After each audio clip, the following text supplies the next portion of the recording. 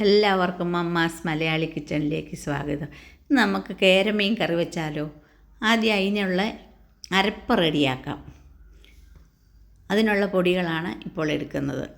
ഒരു 2 table spoon Kashmiri മുളക് പൊടിയും ഒരു 1.5 ടേബിൾ സ്പൂണ് എരിവുള്ള മുളക് പൊടിയാണ് എടുക്കുന്നത്.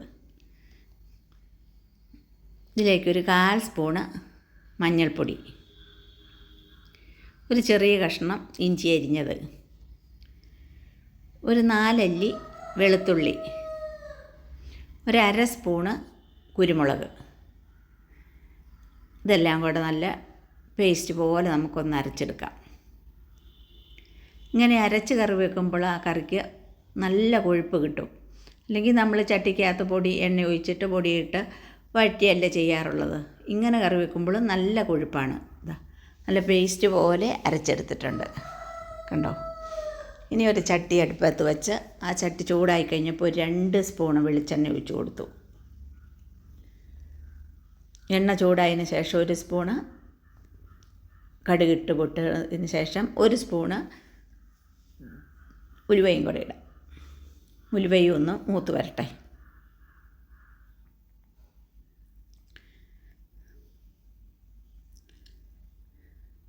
ഇനി കുറച്ച് ഇഞ്ചി അരിഞ്ഞത്,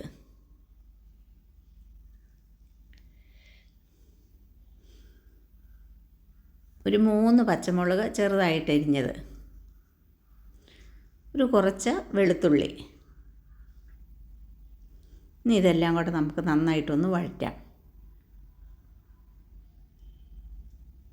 ആ വെളുത്തുള്ളിയുടെ കളറൊക്കെ ഒന്ന് പയ്യെ മാറി വരുന്ന സമയത്ത് വേണം നമുക്ക് അരച്ച് വെച്ചിരിക്കുന്ന അരപ്പിട്ട് കൊടുക്കാൻ. കളറൊക്കെ മാറിയിട്ടുണ്ട്.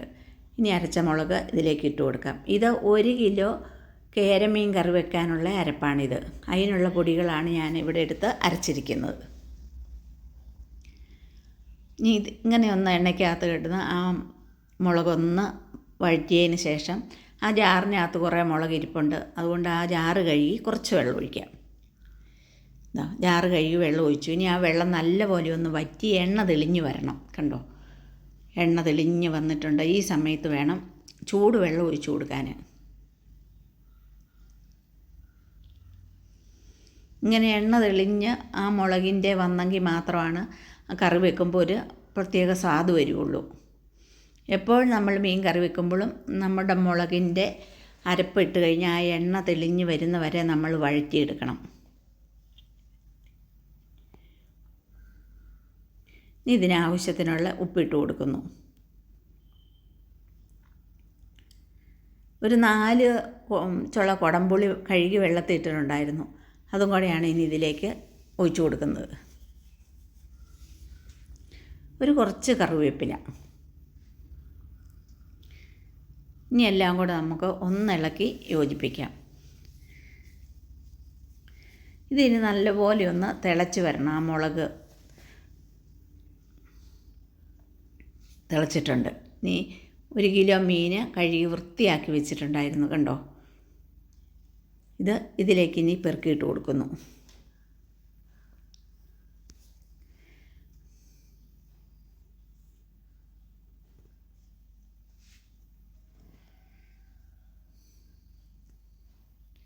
മീനെല്ലാം പെറുക്കിയിട്ട് കഴിഞ്ഞാൽ ഒന്ന് ഇളക്കി വെക്കാം. നല്ല കേരയായതുകൊണ്ട് ഇത് പൊടിഞ്ഞൊന്നും പോകത്തില്ല, കണ്ടോ?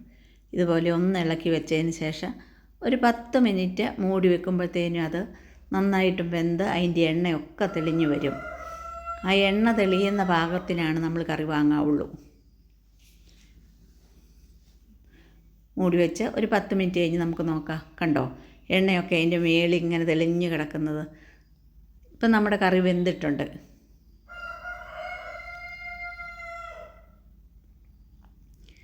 ഒരു 2 മിനിറ്റും കൂടെ ഇങ്ങനെ തുറന്ന് വെച്ച് ഒന്ന് അടുപ്പത്ത് വയ്ക്കാം. അപ്പോഴത്തേനും നന്നായിട്ടും അതിൻ്റെ എണ്ണയൊക്കെ തെളിഞ്ഞ് നല്ലപോലെ കറി വെന്ത് കഴിഞ്ഞിരിക്കും.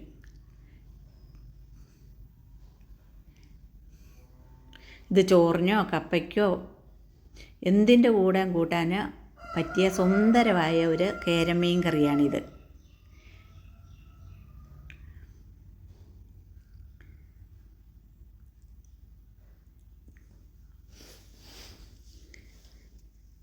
അടുപ്പത്തുനിന്ന് ഇപ്പം ഞാൻ വാങ്ങി വെച്ചിട്ടുണ്ട്.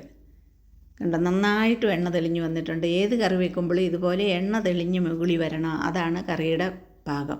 കുറച്ച് പച്ച കറിവേപ്പിലയും കൂടെ ഇട്ട് കൊടുക്കാം. അങ്ങനെ നമ്മുടെ സുന്ദരമായ കേരമീൻ ഇവിടെ കറി റെഡി ആയിട്ടുണ്ട്. നിങ്ങൾ ഈ വീഡിയോ കണ്ടിട്ട് എന്നെ സപ്പോർട്ട് ചെയ്യാൻ മടിക്കരുത്. വീണ്ടും പുതിയ വീഡിയോ ആയിട്ട് കാണാം. Thank you.